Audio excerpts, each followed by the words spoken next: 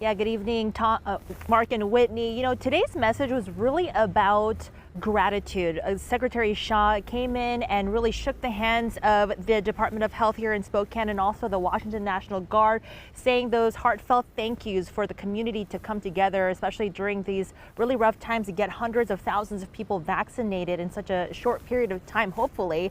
But also that we're not out of the woods just yet. To put into context for you, last week the state requested about 358,000 doses of the vaccine, and we only received about 100 or so thousand, according to Shah. So this afternoon I got to spend some time with Secretary Shah walking and touring the site, and here's what happened.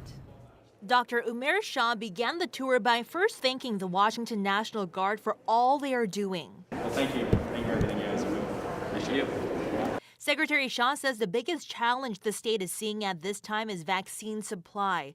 New this week, the federal government is providing supply information 3 weeks in advance. Before, it was only 2 days. Right now, it's a zero-sum game because there's not enough supply to go around. So when you have supplies that you give into certain sectors or certain community providers, invariably you have less that are going to be going elsewhere. So again, while the administration at the federal level has given us this 2-3 weeks of information, we still haven't seen a significant increase in the numbers of vaccines coming in.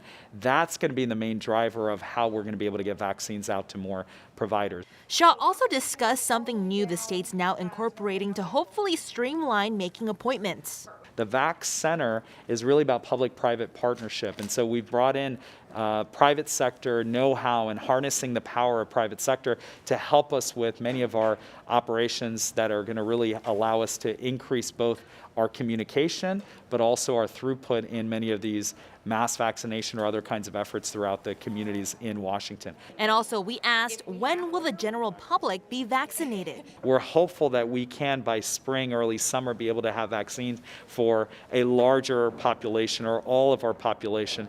For rural regions, Shah says he's hopeful of different vaccination options will make a difference, like the single-dose Johnson & Johnson shot.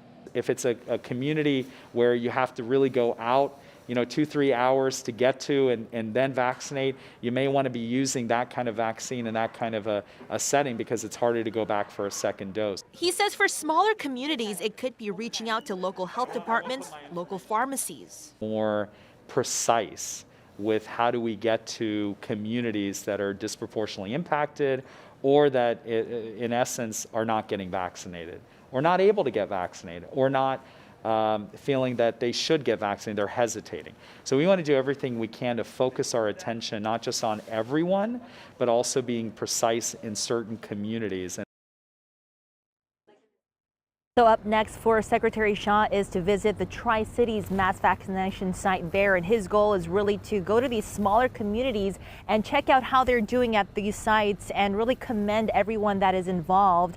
But for now, in the meantime, I just got off the phone with the Department of Health here in Spokane, and they say unfortunately the appointments are all filled for this week. But again, you can try next Tuesday at around 5 in the evening as well. For now, live here in Spokane, Regina On, KREM 2 News.